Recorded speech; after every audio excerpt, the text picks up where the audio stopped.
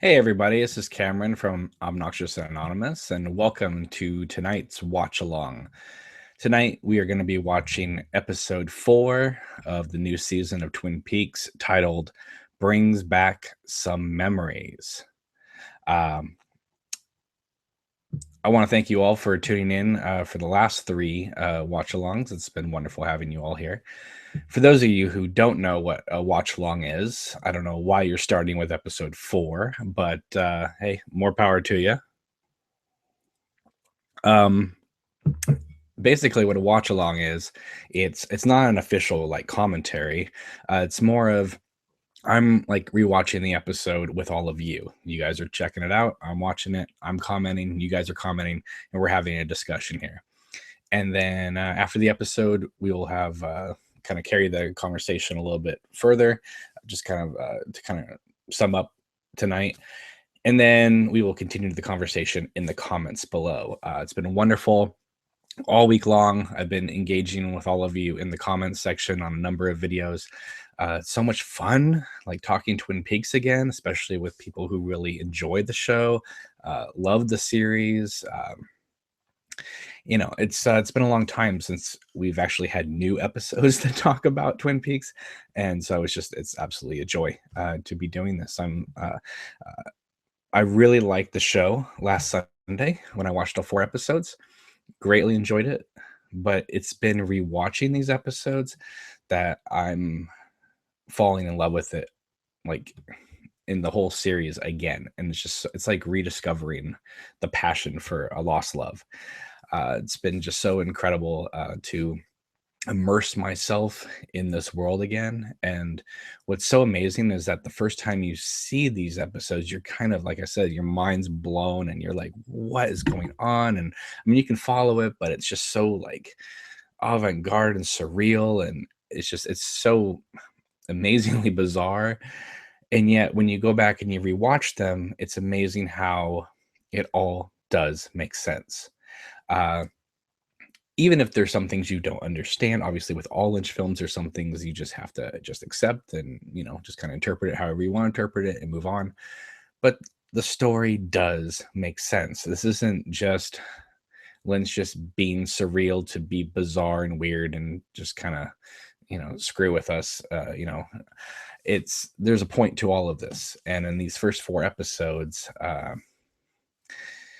yeah, I mean, it's like you can't even predict where this show is gonna go. I mean, you can speculate and theorize, but I mean, did you ever think you would see some of the imagery that you see in these first 4 episodes before Sunday night?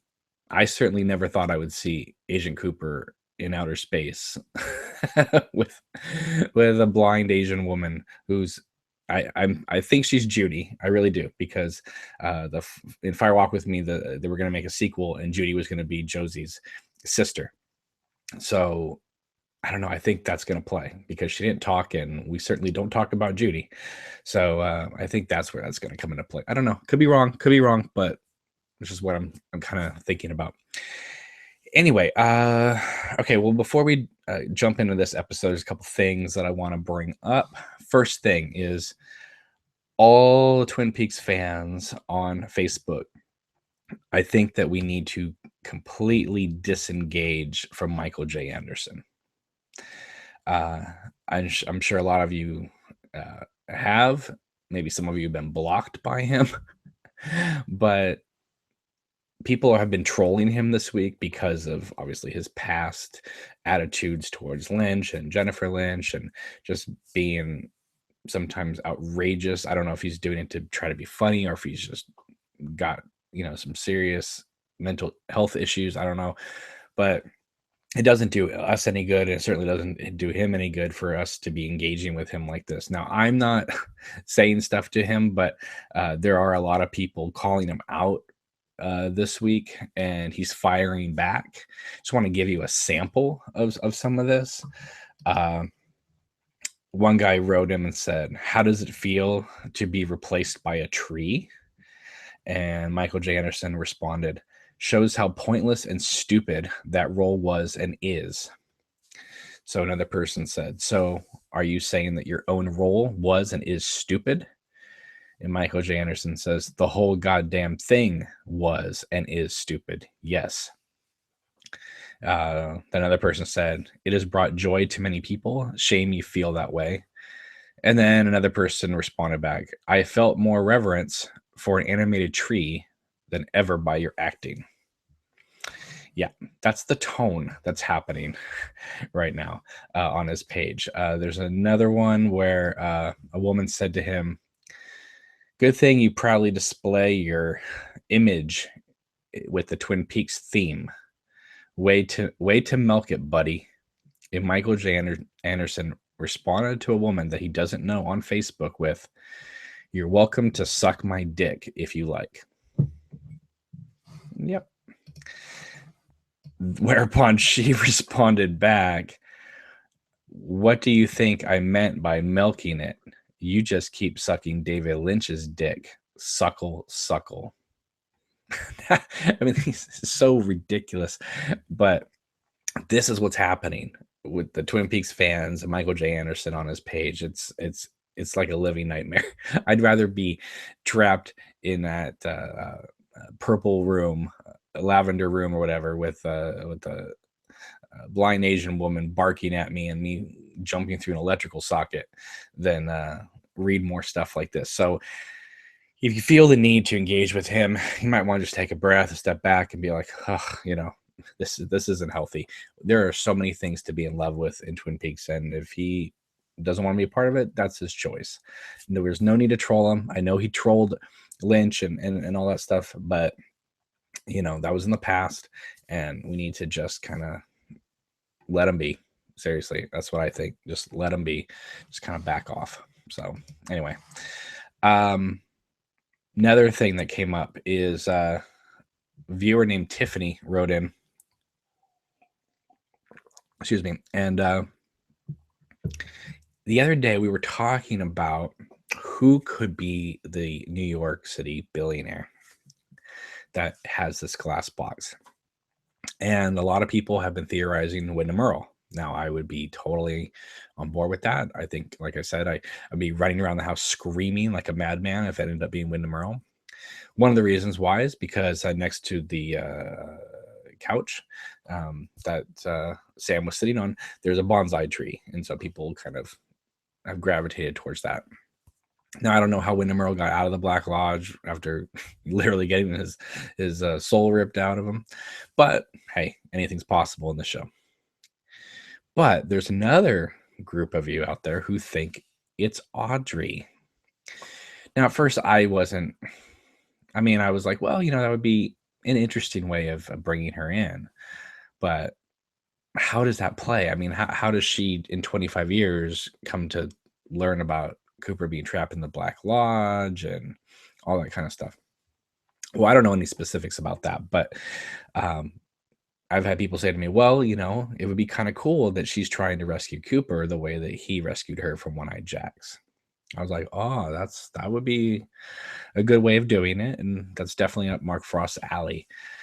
But Tiffany here wrote today, and I thought this was fascinating because this would bring so much together as well. Tiffany says, wasn't John Justice Wheeler rich? What if he was married to Audrey and she's doing this, but he is the billionaire who's funding the project? Okay, if that happens, I'm on board. If Wyndham Earle happens, I'm on board. I like the way you're thinking, Tiffany. That's a really great way to think about it.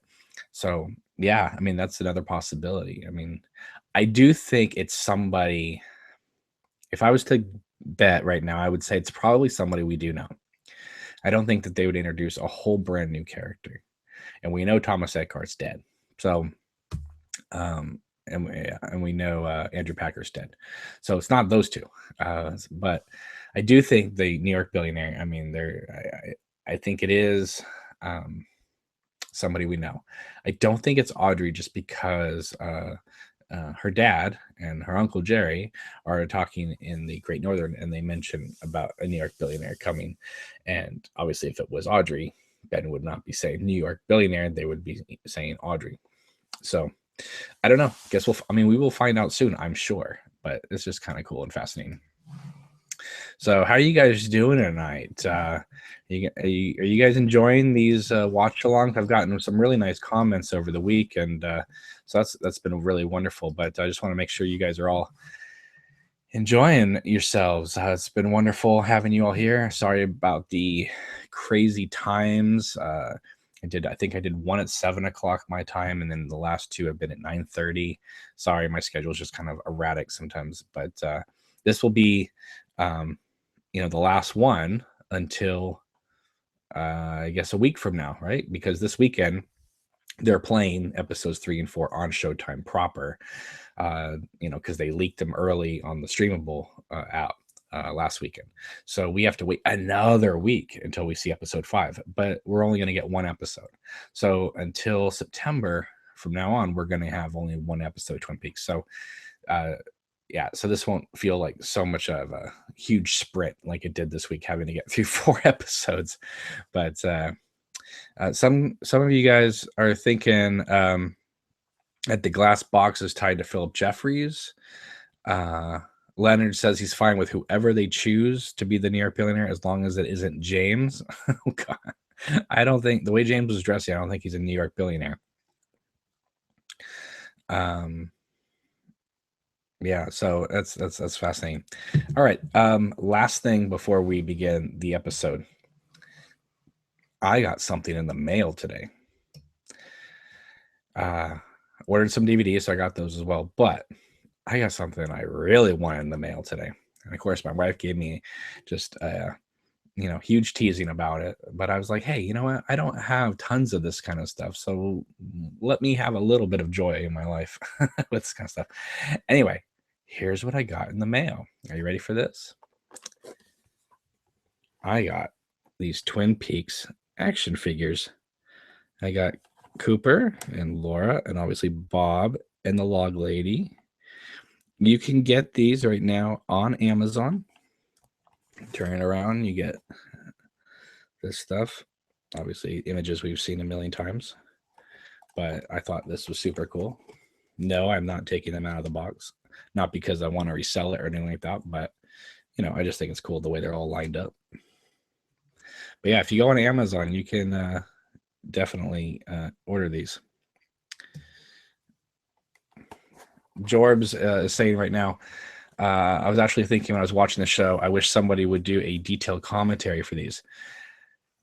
I think you're really going to have to wait until you see, let me see, focus. I think we're going to have to wait and see like the whole thing together. You know what I mean? You're going to have to see all 18 episodes, see it as one film, because all the stuff we're talking about now might be totally wrong. I mean, we're going just by episode at this moment. And I think we're on the right track, but you never know. I mean, episode 14 might negate everything that came before, and we'll have to piece everything together again. So, Twin Peaks has never been about a destination. It's always been about the journey, as all the best shows are. So, but obviously, if you stick the landing, that's super cool too. Okay, cool. I'm focused. Sorry about that, guys. Let's see. Yeah, some of you guys are commenting on the price.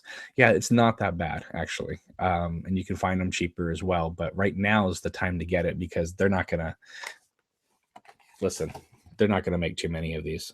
If you want them, get them now, because much like the Twin Peaks trading cards, these things are going to be sold out. And then that's going to be it. I don't think there's going to be mass productions of this stuff. Todd Matthews says, the billionaire could be the latest husband of the woman who was married to Dougie Milford. Lissy says, yeah, there isn't a lot of commentary out here about it, but I think what you said makes sense given there being only 4 episodes out. Leonard says, yeah, there's shit going on that we'll never know the answers to until episode 18, or maybe never. You never know. Song 8 said, I'm too old to play with dolls. These aren't dolls. These are Twin Peaks action figures. Big difference. Tony Wheelock says the billionaire with the glass box could be someone who is kind of like Wyndham Earl, looking for the Black Lodge for evil reasons, not someone looking for Cooper. Definitely. Demi Poke says, do you think that the scene of Hawk in the woods at Glassberry Grove was in the future? Seems very odd that he would see those red drapes and never make mention of it. Well, did he see the drapes, or was that just kind of giving us kind of a brief glimpse of what was there rustling in the wind? We don't know. But he does say to the log lady in that scene that he had a hunch about something out there as well, but I don't think they really answer that. So I'm curious to know what was his hunch. So you never know. It might take place another time. We don't know. Okay, guys, I'm about ready to start this episode. I'm on the Showtime streaming app as usual. Got it queued up. There's obviously that Showtime commercial right before the episode airs, so make sure that if that's what you're using, that we're all synced up. Don't start it at the beginning of the episode. Start at the before the commercial.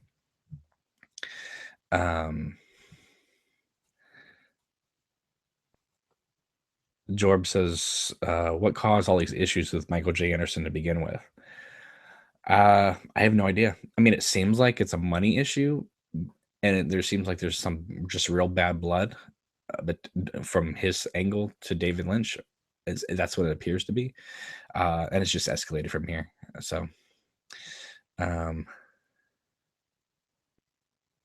yeah. So you guys are.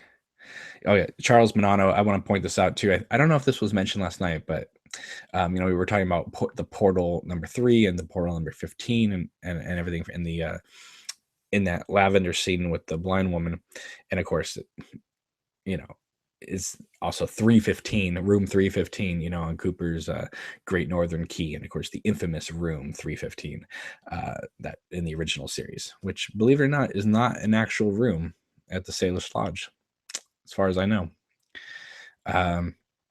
Song 8 says, I'm overwhelmed reading everybody's theories. Yeah, it's super great. And it's also super funny, too, and a little scary to watch people try to talk Twin Peaks. They have no idea what Twin Peaks is. I read somewhere that somebody, instead of saying Dr. Jacoby, they said Derek Jacoby. And it's like, wait a minute. That's the actor that works with Kenneth Branagh a lot in the late 80s, early 90s. But no, this is Dr. Lawrence Jacoby, people. West Hamlin, West Side Story, The Haunting. Look it up. All right, guys, we're going to start this. Get it on the Showtime app, and we're going to start it in about 10 seconds here. Thank you guys again for watching and commenting. Really appreciate it. It'd be kind of sad to be doing this all by myself on the internet, so it's great to have you guys here. So, okay, we're going to start this in 5, 4, 3, 2, and 1. The Showtime commercial. I've gotten a few people commenting too, because I don't think Eric and I mentioned this last night, that during the scene in the casino, when Cooper goes to exchange his money for some coins, that was actress Meg Foster from John Carpenter's They Live, behind the cage, giving him the money. And some people think that she's wearing an Alcave ring. But upon closer inspection, it just looks like it's just a similar type of looking ring. But who knows? Could be wrong. But I don't think we're going to go back to the casino and dealing with an owl ring. I don't know. But it doesn't, to me, it doesn't look like an Alcave ring. It just looks like just a ring that could be there just to kind of try to trick us. But we're going to get a little bit into Rancho Rosa tonight. And it's interesting that the production company is called Rancho Rosa. So I think there's something really to this, that it's not just kind of a fly-by-night type of name that they came up with in this new show. I think there's some real clues to it. So show begins again with electricity crackling, Rancho Rosa partnership. Yeah. And I really like coming out of the fog or the mist, and you see a tree, and then all of a sudden Laura's face comes into it. And they did a really nice job with these credits. I mean, they're simple, but they're effective. And of course, this music is beautiful, and I love seeing this credit design. if there's one thing, I've said this on another video too, but if there's one thing that I'm a little disappointed about, is that these episodes all end with like the giant cast list as opposed to executive produced by Mark Frost and David Lynch. Because I loved that at the end of every episode, the original Twin Peaks, the fact that when it would come up, executive producer Mark Frost, David Lynch, like this credit right here, usually would send shivers down my spine because I knew I'd have to wait another week to see another episode. But I love the red drapes just swaying in the wind, and it's kind of like two sides kind of doing the same thing. One good side, one dark side, and obviously dissolving to the zigzag floor. Very nice. So this episode picks up more or less where we left off. We're at the casino, and Cooper is in there, still winning all his jackpots, and of course that becomes a joke that he starts becoming known as Mr. Jackpots. Of course, we are at the same casino as the guy in previous episode, talking about how he was dealing with the dark, sinister figure. So we're at the same casino that he was that we were at earlier. And I love here comes the executive producer Sabrina Sutherland running with the change buckets, which by the way they don't do anymore. We were talking about this last night. In casinos, they now give you slips, a paper of what you win. So it's not quite this chaotic, but if he was just getting slips of paper, it wouldn't be nearly as amusing and funny and giving Lynch tons of opportunities to make some great cuts here. I think it says, how many jackpots? And she's like, so far 29. And I just love the way they're all kind of standing there. It's a great shot. And this older lady just bothering Kyle is just fantastic. Tell me which one. Now she wants him to point. And I made a comment last night that the that little red curtains in the floor up there, it looks like the sorting hat from Harry Potter and the Sorcerer's Stone, or Philosopher's Stone if you're in England or overseas. I love the way she's like, this machine, and he just kind of and she of course hits the jackpot again. And every episode so far, Kyle MacLachlan outdoes himself from the previous episode. This is a tour de force. Dougie is a little strange of a character. It's hard to get a little read on him, but and it's the goofiest of the characters. But Kyle here, Kyle in the Black Lodge, Kyle as doppelganger Cooper / Bob.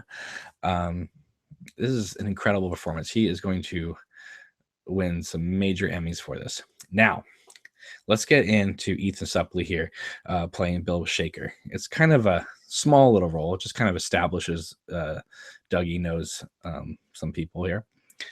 But they mention where Dougie lives. And Dougie lives on Lancelot Court near Merlin's Market. And and that is presumably in the area of Rancho Rosa, which is on the sign, it was circled. The two R's were circled. So Rancho Rosa was circled R. Cooper in that area drove past a sign that said Sycamore Street. And in that area, he lives on Lancelot Court near Merlin's Market. The last time we were thinking about Lancelot, Merlin, and Sycamore was in the final episode of Twin Peaks, where they mentioned Glastonbury Grove, the legendary burial place of King Arthur. And that's when Pete goes, but King Arthur's buried in England. Maybe he's not. Maybe this Rancho Rosa is a manufactured time and place. I mean, Dougie was manufactured, and where did we get introduced to him? In a manufactured home community. I think it's very possible that this world that Good Cooper's in is not a real place. I could be wrong, but there's some weird coincidences here.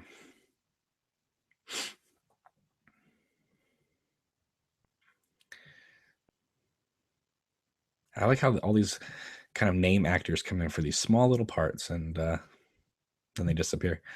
Oh, look at this shot. With has Kyle MacLachlan seriously ever been this much endearing? He just wants to walk out the door, and this casino is not wanting him to leave. They know something's. They think something's fishy. Obviously, they think that he went in there and scammed all the machines. But I was kind of scared for him at this moment. I thought they were going to take him in the back and like in casino and like break his hands or something. You can have the money or your fingers. Which one do you want?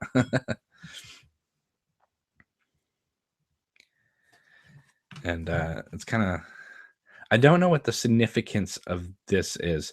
Um, Cooper sits down and he stares at this red dice. Kind of, it's holding a pen on a desk. Uh, I don't know if there's any significance to that, but he even tilts his head and looks at it. It's kind of intriguing. I was trying to see what the numbers were on the dice, if it added up to anything, but I don't think it does. But maybe you guys will notice something. And obviously, he's here to get his winnings, which I don't know what they did with all those quarters out there, but of course, Cooper has no idea what all this winning stuff is. He just wants to call for help. Now, what's interesting is he says, the guy behind the table says, "Call who?" And then Cooper responds, "Who?" So I know this is reaching, right? But he says, "Call who?" And then Cooper says, "Who?" So back to back, we have who, which is an owl. And of course, later in this episode, we get our first hooting of an owl, and we see an owl fly overhead. So whether that was done on purpose or not, it definitely was in the minds of the writer to kind of, in the subconscious, to connect the material. Look at Kyle. He's just like Dougie Jones.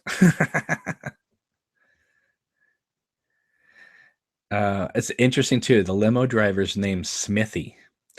Now, last time Lynch had the name Smithy in any of his works, it was when he took his name off the extended cut of Dune on television and referred himself as Alan Smithy, the anonymous name that directors use to take their name off their projects. So it's kind of funny that the limo driver is named Smithy, who, I mean, does that mean the limo driver is not a real person? I don't know. And of course, the camera pushes in here, and we think that they're going to tell Cooper, "Here's your winnings, but don't ever come back to this casino again." Something we've seen in other movies before. But no, they're inviting him back. They want him back. They obviously think that he was scamming the place. Now, do you think that this casino, or any of the casinos for that matter, are going to play into Hawk's heritage? Do you think that perhaps Hawk's heritage owns one of these casinos, and that's going to be something? I don't know. I mean, it is interesting that, Kyle's here wanting to call for help, and Gordon and Albert get a call from the Cooper, has the other Cooper is in the prison. So you think that they're going to get his call, but no, they get the call from the police saying that they picked up Agent Cooper, which is really Doppelganger Cooper. Or Bob. That's my humble opinion. I think Doppelganger Cooper and Bob are one and the same. I think Bob can jump out of him, but I think that the Doppelganger is definitely influenced and possessed by Bob several times, if not all the time, because there is no duality with the shadow self. He is just 100% all bad. That's why he's played like such a badass with that Bob hairdo. Last night Eric was talking about how the prostitute was one of the few people that was really nice to Cooper, but I really think that almost everybody's being nice to him. He's not being abused. He's not, getting beat up in the parking lot of the casino. Everybody is just trying to make sure this guy gets home. They think they like his innocent spirit. And look at Kyle here. He does so much with so little. It's absolutely incredible.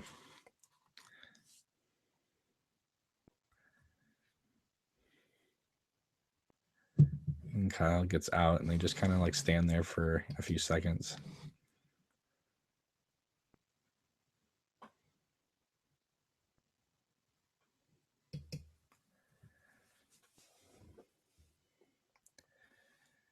Just staying there with this huge bag of money. And in typical Lynch fashion, we just kind of like stand there and wait. But it doesn't seem boring. Like when other filmmakers try to do this kind of stuff, it's so deadly dull. Like, what are you doing? Just get to the action. But when Lynch does it, he hires the right actors. He has them pause in the right moments, so it feels more like like a musical composition, where here's the part where we're going to hold the note, and then we're going to move faster, and then we're going to move slower, and then we're going to do this and that.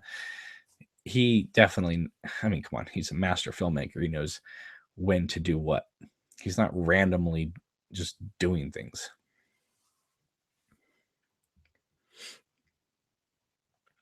Yeah, but they're staying there, and all of a sudden you hear the owl.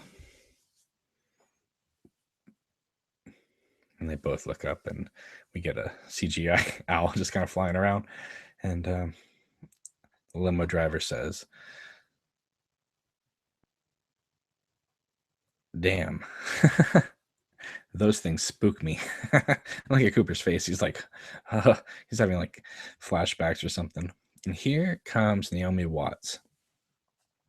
Her name, according to the show, is Janie E. So the E is like the last name. Now I know Cooper's people think he's Doug E, but he's not Doug and then E. It's Dougie. But this is Janie E. Now, Naomi Watts is a great actress, and she is given this role her all. It's a wonderful performance. But I do think, while I want to believe this reality, I think casting her is definitely a clue that this is not reality. I think that there is something definitely fishy going on here.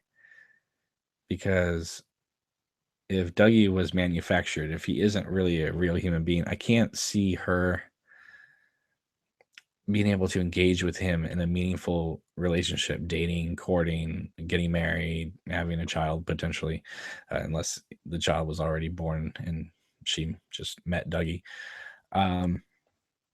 So there's a very good possibility. I saw one of you in the comments say that she might be playing an actress playing this character. You never know. Obviously we only have this one episode to go on, and some of those clues, like I said, Lancelot Court, Merlin's Market, Sycamore Street, Double R, as in Rancho Rosa. There's enough to go on to definitely suspect that where he came out of in the electrical current or socket, they say he was tricked. Well, was he tricked by going out the wrong socket, or was he tricked by going into the wrong world? Maybe this is like Earth 2 or something, to use a comic book reference. Yeah, but obviously, I mean, she's explaining why, there were people aiming guns and wiring his car. Obviously, he owes a tremendous amount of money to somebody. And so she's making a reference to they would have enough maybe to pay them back. But obviously, if they wanted to kill him, they wouldn't just be sitting in a truck just aiming to blow his head off in a car. I mean, they know where he lives, right? I mean, he's just living right here on Lancelot Court with the big red door. I mean, how hard is that to find?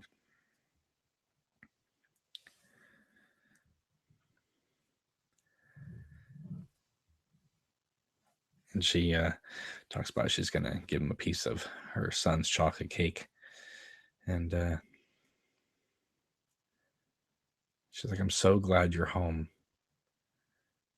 And I just think that's maybe a trick line. I could be wrong, but it just seems. But look at Kyle's eyes; they're so red. He's like home. He's like ET here. All right, here we go. David Lynch comes to visit Denise Bryson, who's now the head of the FBI. it's this character is moving up in the world. First thing I got to say about David Lynch in this new series, just by going off the last two episodes, and especially this episode, he, I mean, listen, I've always liked David Lynch as an actor. He's wonderful in Zelly and Me. He did great in the original series and Fire Walk with Me.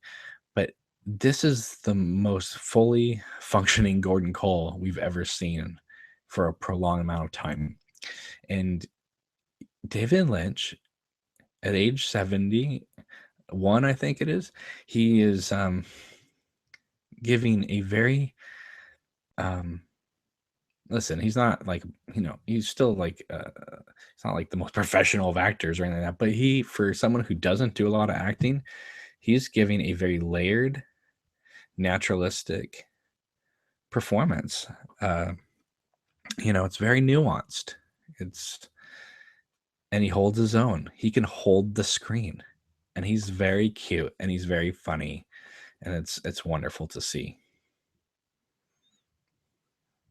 And of course, Denise is a little jealous that he's bringing Tamara Preston or Krista Bell with him.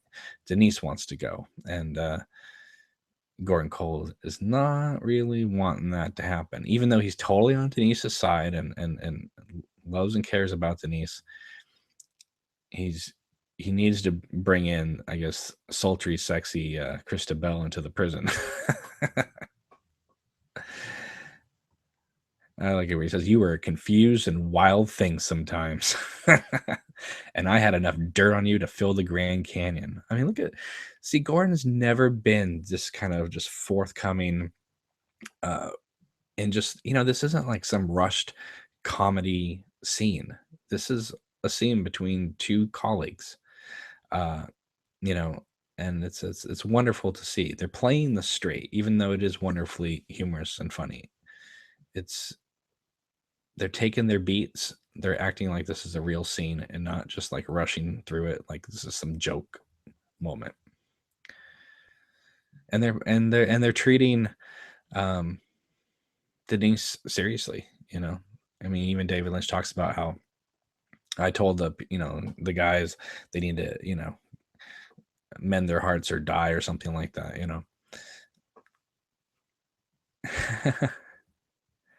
And Gordon says there's room in the Federal Bureau of Investigation for more than one beautiful woman. And he's like, "Oh, Gordon." Oh, and then when she says, "I have to forego all that and grow balls of steel to do this job," and it's a bitch. Let me tell you, sometimes, not to mention the screaming hormones. And then look at Lynch's face. He's like, ugh, ugh. Oh, it's so funny. Oh my goodness. I mean, he just nails that humor. Oh, it's wonderful. Yeah. I hope Denise comes back and does something cool in this series. I mean, this is a great scene, but I hope we get at least another callback.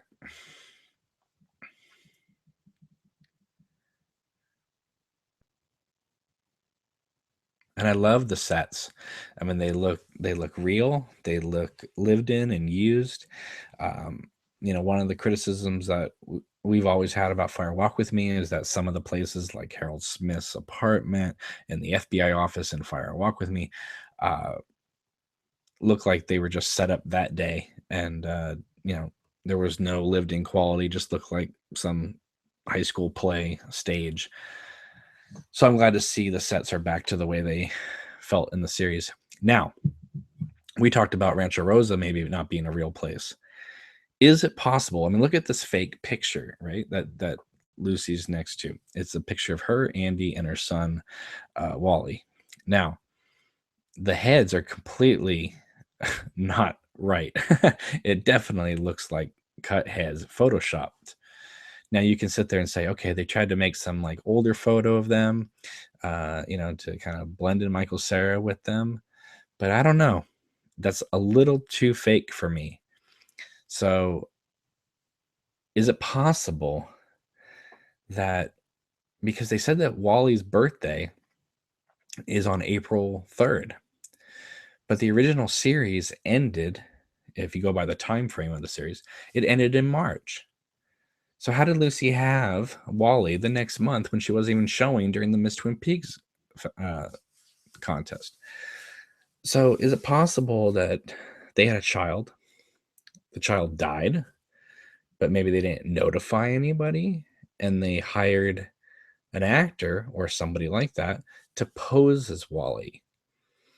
Because when we see them with Wally later in this episode, it could just be just a funny, awkward scene, or it also could play as it's incredibly staged. Like they're trying to make a show of this because they're trying to pass off some other reality that is not actually happening. Now, I like that moment where Andy talked about how he says, "I hate cellular phones," and now we're introduced, of course, to Frank Truman. And this is Harry's brother. Now, this scene really threw me because I was like, look, I know there's been other police officers in Twin Peaks, right? We see kind of people come and go, but they seem like kind of freelance or borrowed, um, policemen. Here, in the back room of this police department, is this sophisticated computer program, dispatchers, uh, you know, cops, just got their own desks, and it seems like a very professional office. The rest of this place, it's Hawk, Andy, and Lucy in the conference room. Um, so I don't think that this room was happening in the original series. I think what happened is Frank Truman, when he took over, left Andy, Lucy, and Hawk there to be, they were Harry's favorites. They, went through this big tragedy with the Laura Palmer thing. And I think he just keeps them around because that's what Harry would do. But he set up shop in the back to be the real police department. That's what it looks like to me. I could be wrong, but that's just the way it comes across. Now, we are introduced to Bobby Briggs, who's now a police officer. Now, here's the question. Has Bobby Briggs changed his ways? Has he gone from a rebellious kid from the series and became a police officer as he matured and grew up? That's very possible. The other thing to consider is maybe Bobby is still dealing. Oh, that Bobby is still dealing drugs, and he's using the police officer front as a way to get away with this because we've learned that there's a kid that OD'd at the high school. And when this is mentioned to Bobby then excuses himself to, go to the bathroom. But maybe he's going back there to make a call or something like that. We don't know. I mean, after all, he did kill a deputy in Fire Walk with Me over a cocaine deal.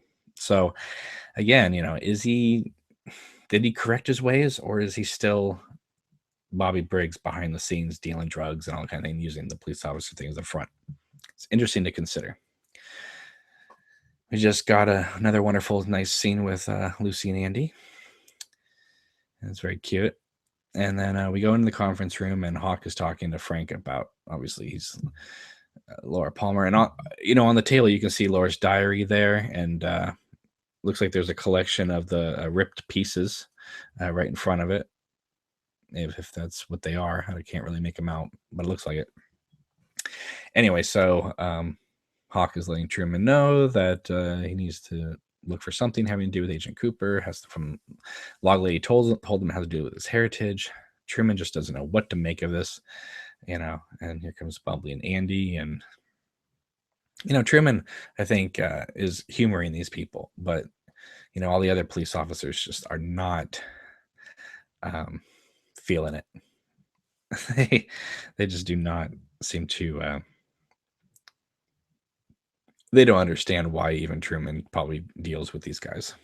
I mean, they even mention, why are you even talking about the Log Lady? I thought she was kicked out of here. And Lucy makes a reference to the kind of the pitch gum that she was chewing on all the time in the Double R Diner and spitting out. So that's maybe why she was banned, but I doubt she was ever banned officially. But these other police officers who don't seem to care at all about Andy and Lucy. Um, even Truman is just like, "Good night, Chad. Basically get out of here. I have you in the back doing real police work, but you're not going to be mean to the guys that my brother deeply cares about."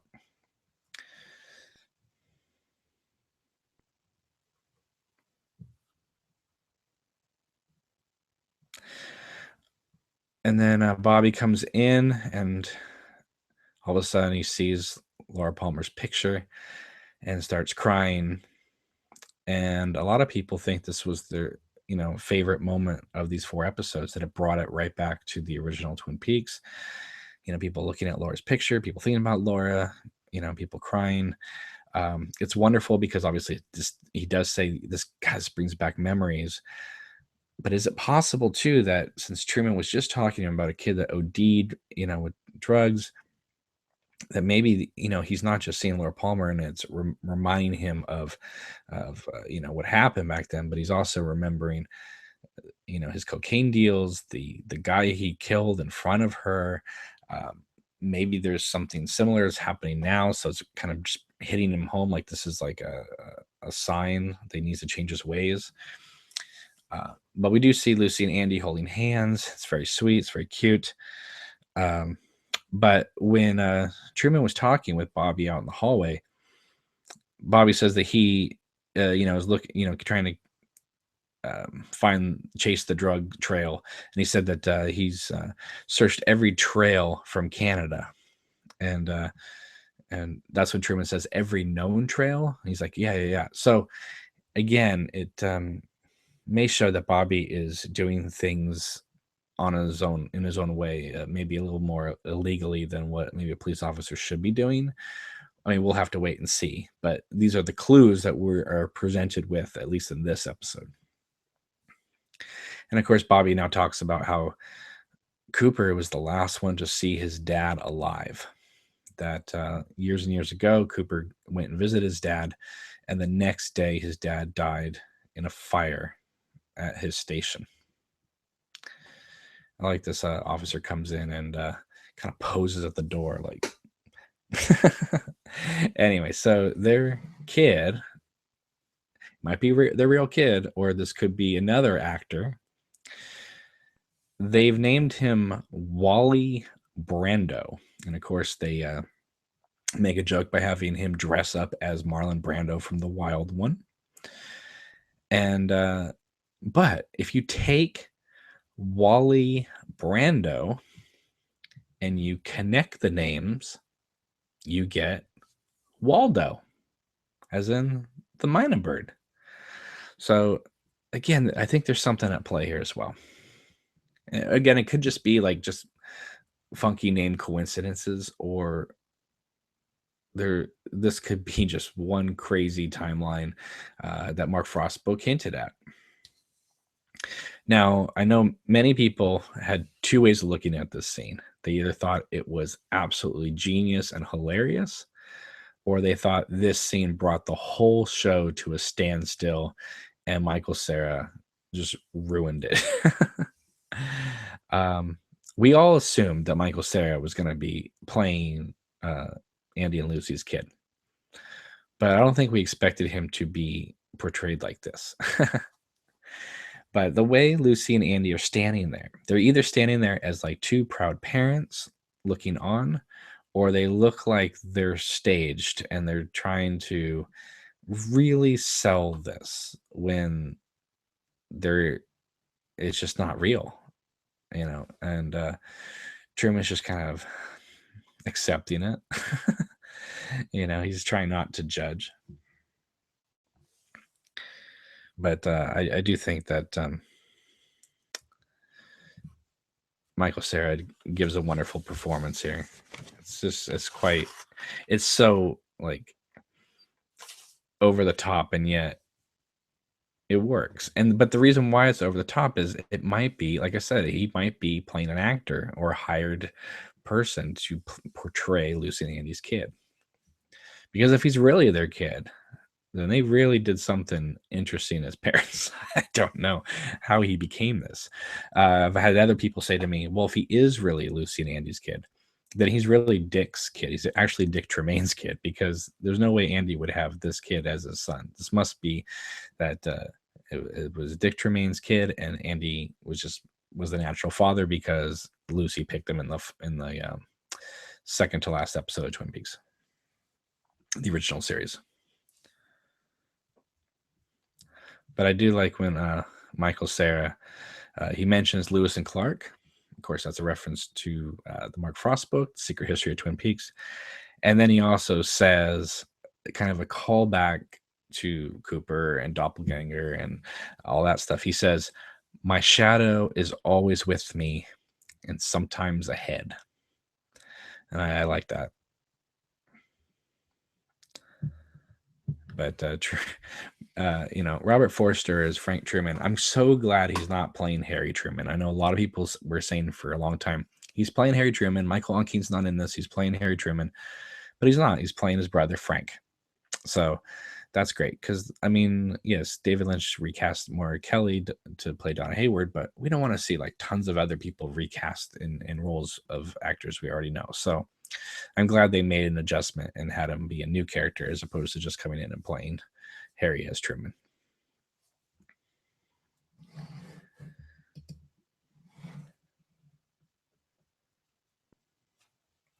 Yeah, some people are saying that they don't know if they're on board with the whole idea of is this a real world, is this not a real world. I'm not committing to that. I'm just saying that there are clues here to indicate that this could be happening. It could also not be happening. But right now, we only have 4 episodes to go on, and this just seems to be screaming out.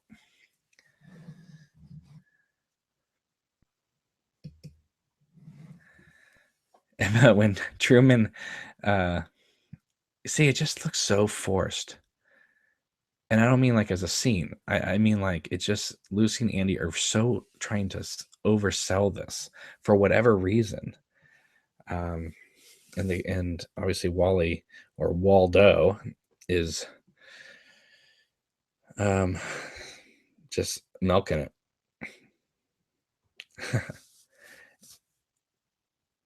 And then Truman, he turns around and walks back inside, watch his face. Absolutely hilarious. He's just like, oh my god, what the hell was that?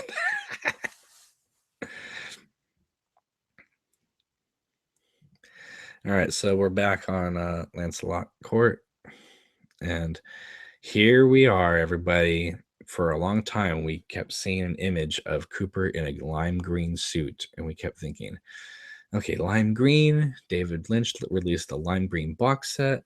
Maybe this is like a CGI thing, but we couldn't figure out like why the hell he would be wearing a lime green jacket. What would they superimpose over him? Well, now it's apparent. He looks like he's some sort of playing Dougie. I mean, is Dougie a real estate agent or something of that nature? Probably, but this is one ugly ass coat, and of course the plants in the back just kind of give the color a nice symmetry. I love the way the lamp is just plugged into the wall right there. Just your eyes go straight to it because now the show is making us notice electrical outlets more and more. And Cooper is noticing, kind of remembering the Black Lodge, but it's now kind of a new vision as well, with the one arm saying that he was tricked.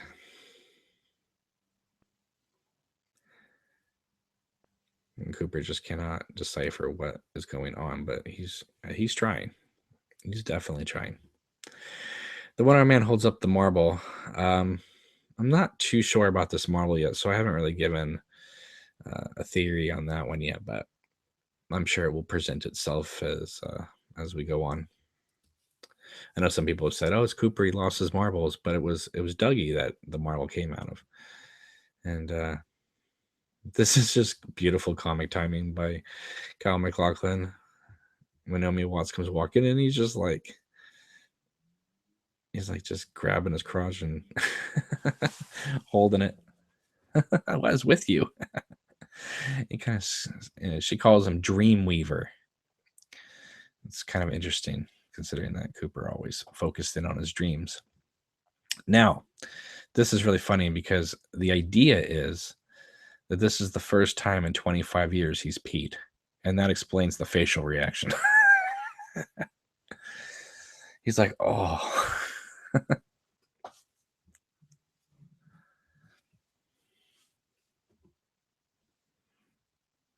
Uh, and he comes out, and this is kind of haunting to me, even though it doesn't have anything to do with the doppelganger.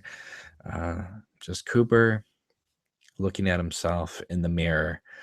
And even though the last time we saw Cooper looking at himself in the mirror was a doppelganger, this is a return to this idea of Cooper seeing himself. Last time he saw that was in the Black Lodge when he was staring down the doppelganger.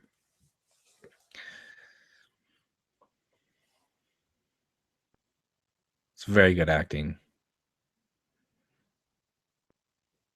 Anyway, this is just, again, just beautiful, wonderful comic timing here.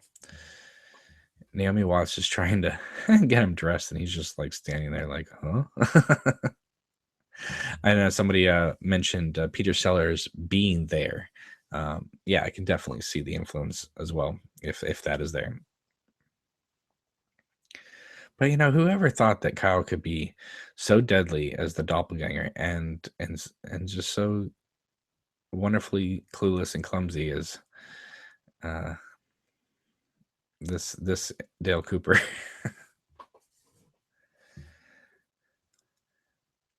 And of course, here comes the boy, Sonny Jim. Now, I don't know if Dougie is supposed to be the dad or just sort of a boyfriend, but look at the way Cooper, like, again, touches his abdomen where this Wyndham Earl attacked him during the whole Caroline episode. And then we get this callback to the thumbs up.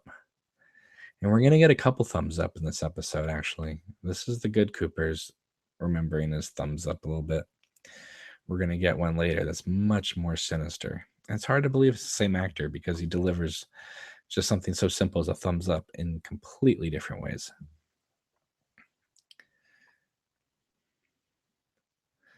All right, here we go. This is just comic brilliance. Look at the way he comes in with the tie on his head. Lynch has always liked quote unquote stupid humor, right? Uh, he obviously did On the Air and Cowboy and the Frenchman and things like that. But here, his humor it's outrageous. It is silly, but it's played truthfully. This is everybody else is acting normal. This kid is just loving this. He's just chuckling, and Cooper just is the clueless one. I mean, this is what they call situational comedy. And what's interesting, I was watching to see if she was making like bacon because they're eating pancakes. And of course, we remember in episode 1 of season 1 after the pilot where Cooper talks about how he likes pancakes smothered in syrup, but he wanted some ham and bacon, but I don't see any ham and bacon. It's just pancakes, but the syrup is all out. And of course, there's that wonderful owl cookie jar in the back. Reminds me of Give a Hoot, Don't Pollute. Remember that from the back when you were a kid? This is great. The kid and Kyle just work wonderfully together. I mean, Kyle is just, he's nailing the performance, but he's also playing off everybody perfectly. Like, people give him something and he's hitting the ball right back, which is what you want any actor to do. But he's done so many great things in his career, but I would say that he is, at least with these 4 episodes, he is nearing the top of his game with these. This is incredible work. I keep saying that over and over again, but what else am I supposed to say? It's just, he is the star of almost all these scenes, and he's commanding the screen in so many ways.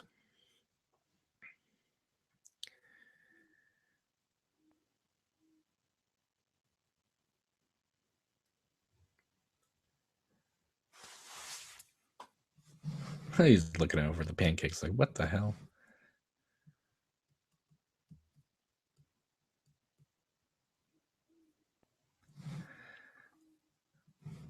Some people are upset that I'm questioning things in the scene. Well, again, I'm not questioning everything, but I am questioning where we are at this moment. I don't think it's just some random thing that they're just throwing out names. And if it is, fantastic. But if it's not, well, then we've been getting clues this whole time.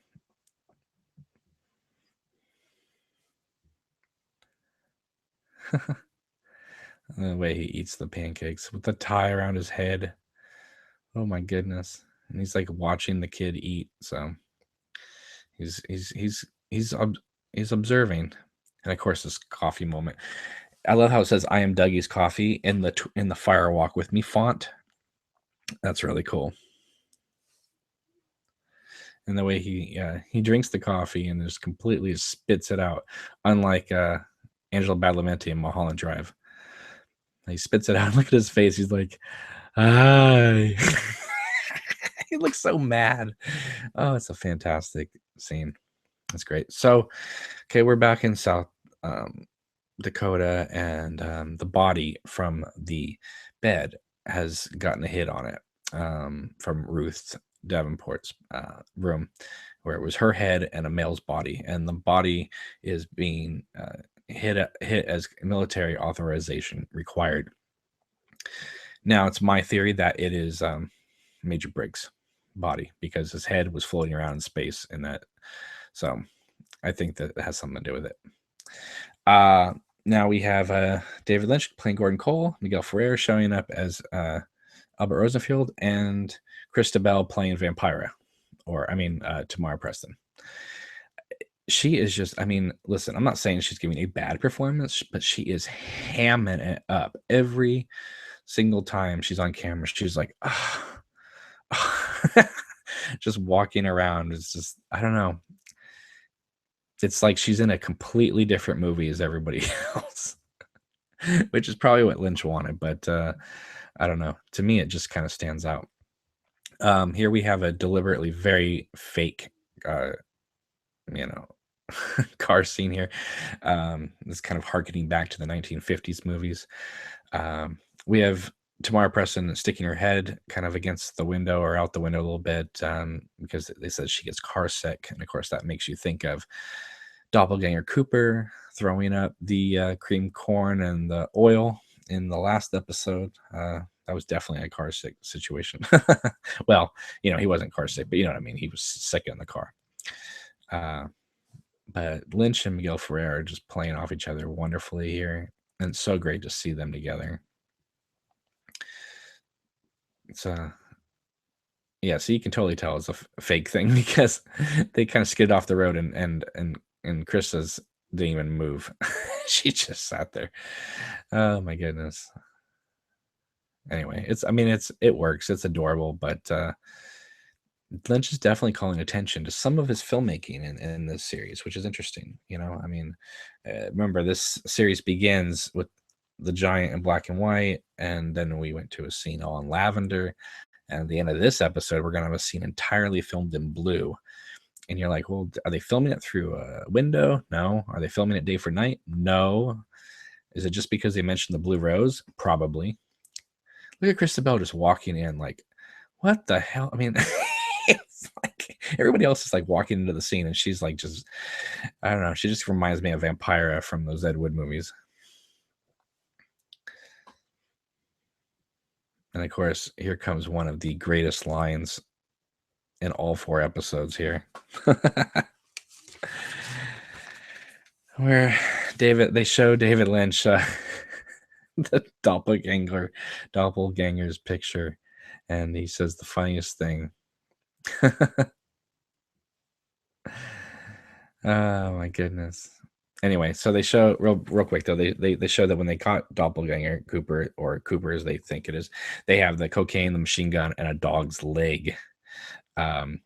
Basically, it's remember the Doppelganger was trying to get into this prison anyway to track down Ray, who got caught there. So obviously he was on his way to do that, but he just happened to get sick, and the police found him and he got arrested for that. But he was on his way to this prison anyway. But when David Lynch sees Cooper's picture here and goes, "Holy jumping George." I think that's how we all felt when we were watching this character. Oh my goodness, look at that picture. Oh my god. Anyway, this scene right here is an incredible, it's funny, it's creepy, and it just goes to show you how well this is written and acted. You have Kyle obviously playing the doppelganger, Gordon Cole thinking he's interviewing the real Cooper until obviously the doppelganger uh, messes up and starts repeating stuff, so they know that something's definitely wrong. But they've also kind of digitally altered Kyle's voice here, and it gives it this really creepy. Look at the way he holds. See, that's the thing. Look at that thumbs up. He's like, he's like struggling to like uh, do the old Cooper thing. And this is a wonderful scene. I love seeing David Lynch and Kyle MacLachlan act together. They have great chemistry on screen and behind the screen.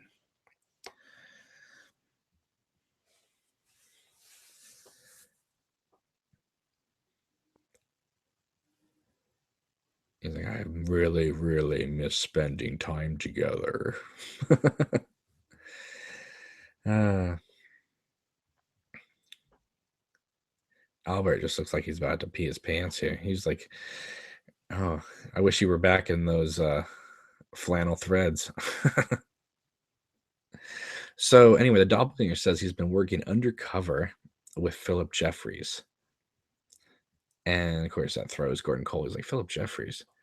And Albert is, some people have thought that Albert is the voice of Philip Jeffries on the machine. I don't know, but you do get kind of a vibe. And I know it's explained a little bit in the next scene, but you do get a little bit of a vibe that Albert is not, that there's more to this story, because he starts getting a little bit nervous. And Gordon calls him on it in the next scene. But I don't know if Albert was completely, fully honest with Gordon in the next scene. Maybe, maybe not. I'd like to think so. But the way this scene is edited makes you think that Albert has even more to hide. See, he's saying, oh, I was going to come visit you and my car veer off the road. I mean, we all know that's a lie. He was on his way to the prison to go after Ray and to get the coordinates. See the way Kyle is just like looking at Albert, and Albert's just like feeling, oh yeah, see, he's staring him down. Messages so Philip knows it's safe, and then it cuts right back to Albert, who looks down, and Gordon notices this. I don't know if it's just the fact that Albert put this doppelganger in touch with Philip Jeffries, or whether Albert has some more dealings behind the scenes than we know about at this moment. But guess we'll find out soon enough. He's like, I will be exonerated in courts of law. Krista keeps, if you keep looking at her eyes, she doesn't quite know where to look, but she's doing a good job here. At least she's not vamping it up. Look at this. So look at the way he holds his thumb up. It's like, see, Gordon's natural, and he hits the button here, and then Doppelganger's just like, oh my god, it's the creepiest thing ever. All right, so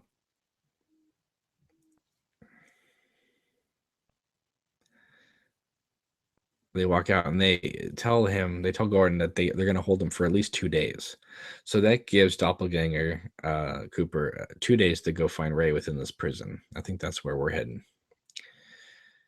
I love it how Gordon says, you've got to give him his private phone call, and I want to know everything about it. All right, so then we cut to this blue scene. And obviously Tamara's letting him know he wasn't heading to Philadelphia. People are getting physically ill when they're around him. And, Albert's playing off the whole Philip Jeffries thing. See, look at David Lynch. He is not like a director just kind of disengaged. He's listening. He is He's engaged as an actor in this scene. And okay, here comes Krista's head. Look at this. Oh my lord. Oh my lord. That's it's just so. And then the camera pans down and looks at her ass. It's just so ridiculous. And Albert's like, I'm feeling better now. And he meant, obviously that she's walking away. But the way it's cut looks like I'm feeling better now. The fact that he can now see Tamara Preston's ass as she walks away. It's just kind of a funny little cutaway. You look at that several times or several different ways. Anyway, Gordon turns up his hearing so they can speak softly, which I think is a wonderful touch. And he's calling out Albert, like, I've never seen you like this before. Is there something you want to tell me? And Albert's, lets him know that he was put him in touch with Philip Jeffries, or who he may think is Philip Jeffries. I mean, who knows if it's the real Philip Jeffries? Doesn't look like Albert had seen either one of them. He just kind of put one, soul to another soul. Hopefully they made the right connection, but who knows? Obviously, we know that Doppelganger Cooper is not the real Cooper, so wasn't, at least one of them was a rotten soul. But he talks about some guy in Colombia that was killed after Cooper was put in touch with Philip Jeffries. So I don't know if that's going to be just a mysterious thing or whether we'll find out more about that later, but it is intriguing.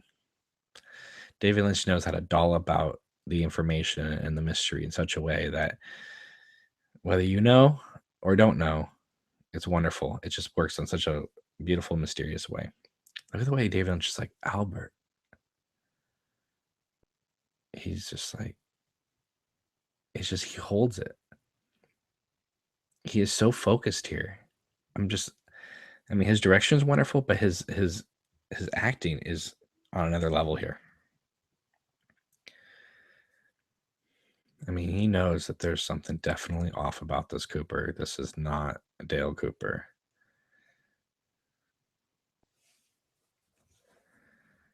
And obviously Albert moves his feet, and this is when we find out that how sensitive Gordon's hearing is.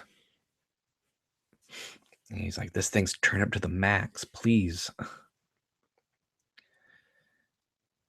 And this is where the blue rose is brought back up.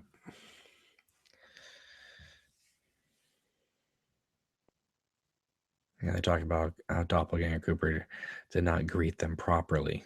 So they probably had like some sort of signal if this ever happened.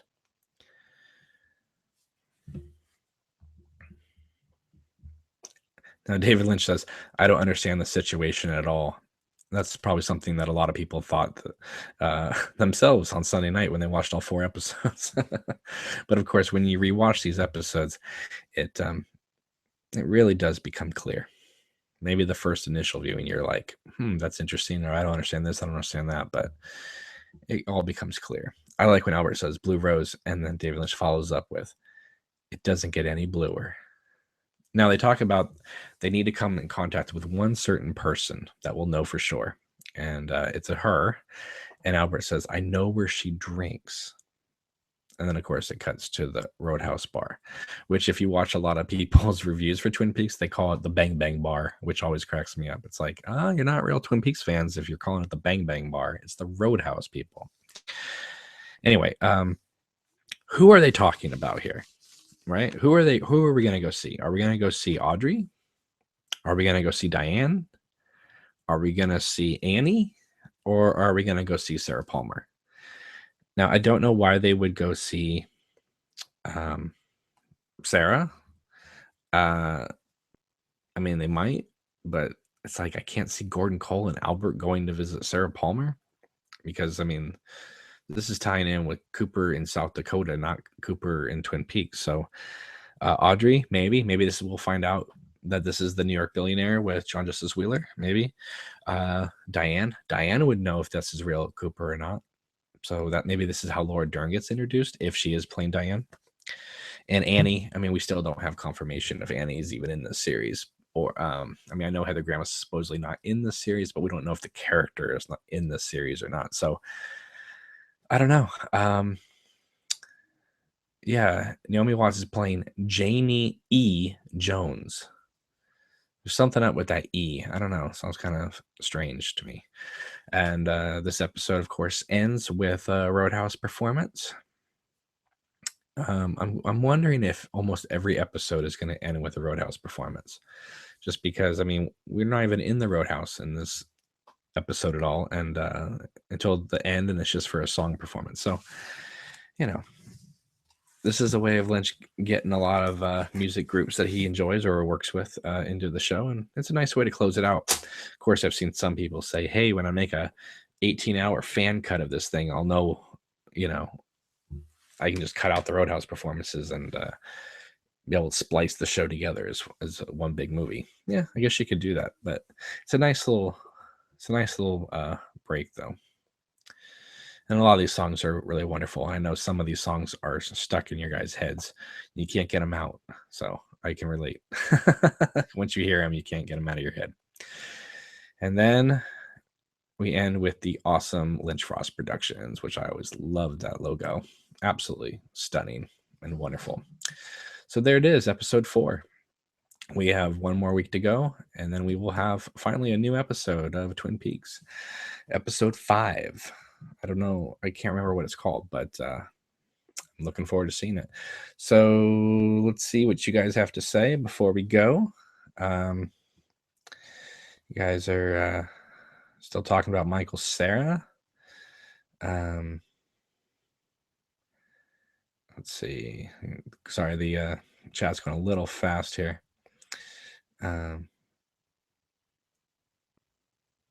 I wonder if Matthew Lillard is going to come back. That will be interesting if he does. You guys are talking about the Al cookie jar, so you guys must be really far back. I thought we were more. Sometimes I guess the YouTube chat thing is like, you know, several minutes behind, but my goodness, you guys are really behind if you're still in the scene at Rancho Rosa. Says George Glass says Briggs could have been in hiding. His wife works as the principal's secretary. Evil Coop finally finds them. She gets away, but Evil Coop kills Major Briggs.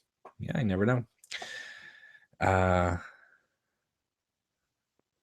Leonard says the doppelganger seems screwed up. That maybe him throwing up all that Carmen Bozia definitely put him out of whack. Yeah, definitely. George Glass says maybe Bowie did shoot some scenes the way Catherine Coulson shot hers. Yeah, we don't know. We have no idea. Wouldn't that be shocking if all of a sudden David Bowie shows up in the series?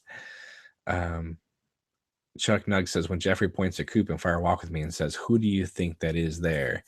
I wonder if that plays a factor. Leonard says, Sarah drinks at home, not at a bar.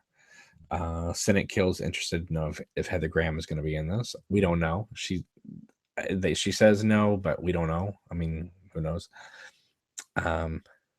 George Glass says Sarah makes sense from the perspective of insight, but not being connected to Albert, whereas the lost scenes has Diane working near Albert. True.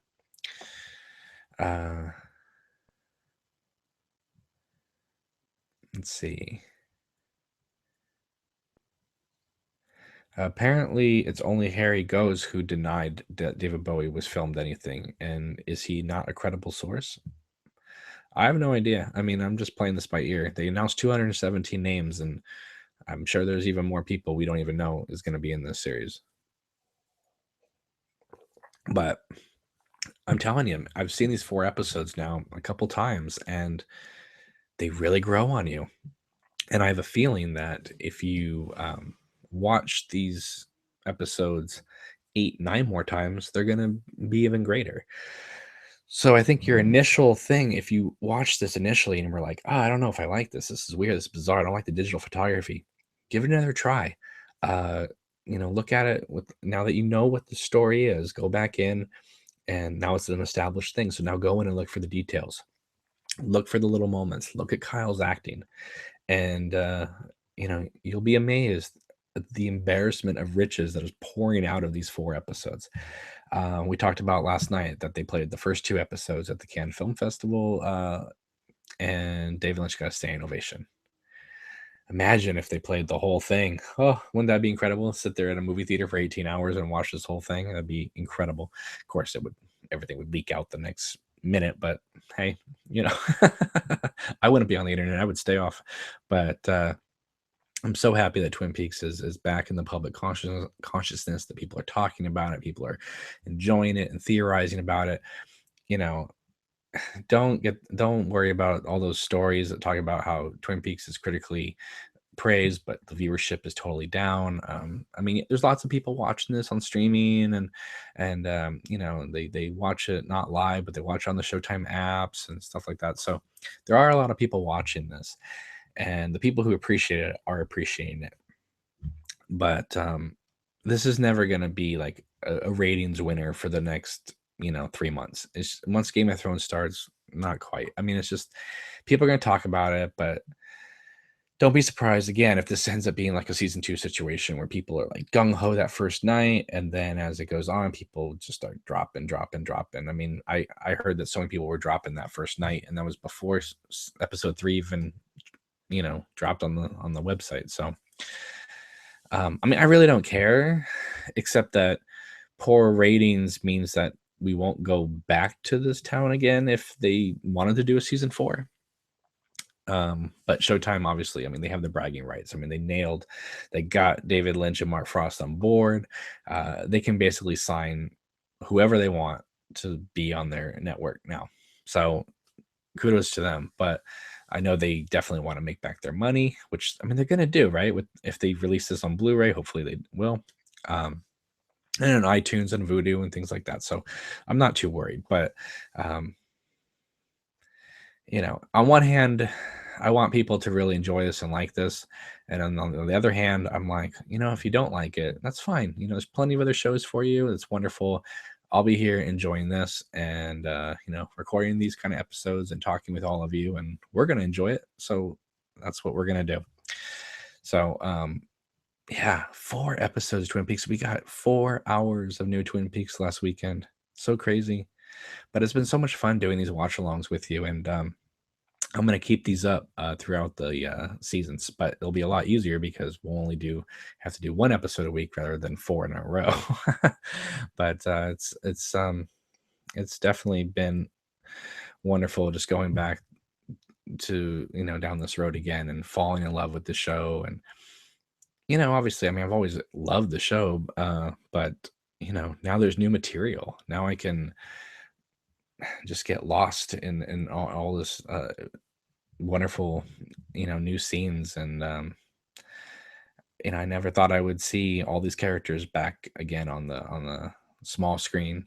And it's truly breathtaking, truly exhilarating in every way, shape, or form. So all right, guys, this weekend, I don't know when yet, but I'm planning to do a discussion group with a bunch of people. Hopefully they'll schedules will be cleared, and we'll get a bunch of people on here and talk about the whole show, or I mean the first 4 episodes all together as a collective whole. That'll be fun.